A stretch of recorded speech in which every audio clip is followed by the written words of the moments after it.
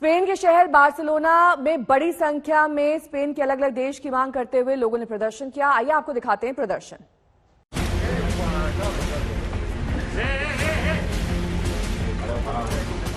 Police द्वारा घसीट कर ले जाए जाते ये वो लोग हैं जो सालों से स्पेन से अलग देश की मांग कर रहे हैं।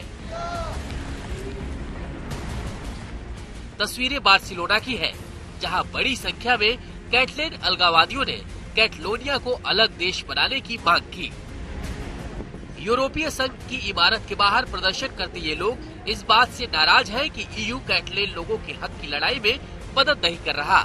इन लोगों के मुताबिक यूरोपीय संघ कैटलेन लोगों के अधिकारों को लेकर आंखें मूंदे हुए है, जिसके चलते स्पेन की सरकार आए दिन अलगावादियों के खिलाफ मुहिम छेड़ती नजर आती है।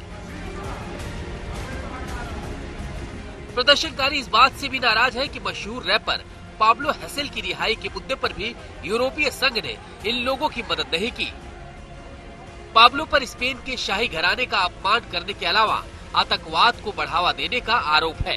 दरअसल स्पेन के कैटलोनिया इलाके को यहाँ के अलगावादी सालों से अलग देश बनाने की मांग कर रहे हैं, जिसे यहाँ की सरकार बलपूर्वक दबाती आ रही है। हाल ही में यहाँ की सरकार ने बड़ी कार्रवाई करते हुए स्पेन के विदेशों में स्थित उन नेताओं के प्रत्यर्पण की प्रक्रिया में तेजी लाने की बात कही थी, जिनके ऊपर अलगावादियों का साथ देने का आरोप है। आज तक ब्यूरो।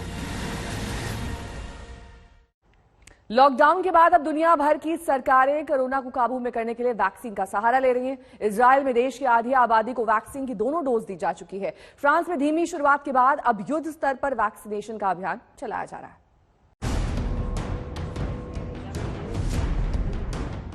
इजराइल में भले ही राजनीतिक गतिरोध बरकरार है, लेकिन यहाँ कोरोना को जड़ से खत्म करने के लिए वैक्सीनेशन की मुहिम युद्ध स्तर पर जारी है।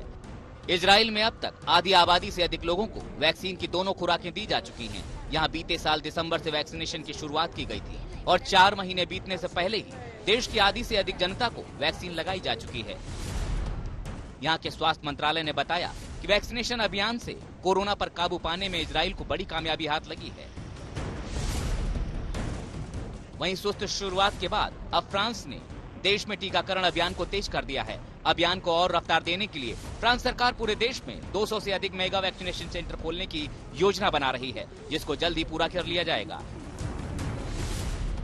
राजधानी पेरिस समेत कई जगहों पर बड़े पैमाने पर वैक्सीन लगाई जा रही है, जिसमें वो स्टेडियम भी शामिल है जहां पेरिस ओलंपिक 2024 के दौरान मेडल इवेंट्स का आयोजन होना है। यहाँ हर रोज हजारों की तादाद में लोगों को टीका लगाया जा रहा है। इस अभियान को और तेज बनाने के लिए सेना और फायर ब्रिगेड की मदद ली जा रही है। आने वाले दिनों में फ्रांस सरकार 20 लाख लोगों को हर हफ्ते वैक्सीन लगाने की योजना बना रही है।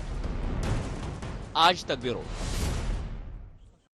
यूरोप में कोरोना महामारी की तीसरी लहर आने के बाद ज्यादातर देश फिर से लॉकडाउन की ओर लौट रहे हैं। कुछ ऐसे देश भी हैं जहां लॉकडाउन के बावजूद कोरोना केसेस में कमी नहीं आ रही। इन्हीं देश में से एक है पोलैंड और बेल्जियम, जहां एक बार फिर बड़े पैमाने पर संक्रमण बढ़ने से अस्पतालों पर बोझ पड़ गया है। मरीजों से भरे अस्पतालों की यह तस्वीर यूरोप के उन देशों की है जहां एक बार फिर से कोरोना की तीसरी लहर कोहराम मचा रही है। तस्वीरें यूरोपीय देश बेल्जियम और पोलैंड की हैं, जहां कोरोना एक बार फिर से विकराल रूप धारण कर रहा है। पहली तस्वीर पोलैंड की है, जहां कोरोना के बढ़ते मामलों के चलते कुछ दिनों पहले देशव्यापी लॉकडाउन का ऐलान किया गया।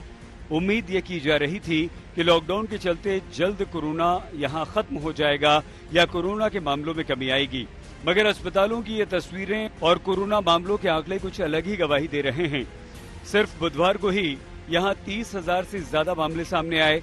स्थिति ऐसी हो गई कि देश भर में करीब 3400 वेंटिलेटर कोरोना मरीजों के लिए अलग रख दिए गए, जिनमें से 2500 से ज्यादा वेंटिलेटर इस्तेमाल में हैं और ऐसा ही कुछ हाल यहां अस्पतालों के बेड का है जो भरने की कगार पर हैं।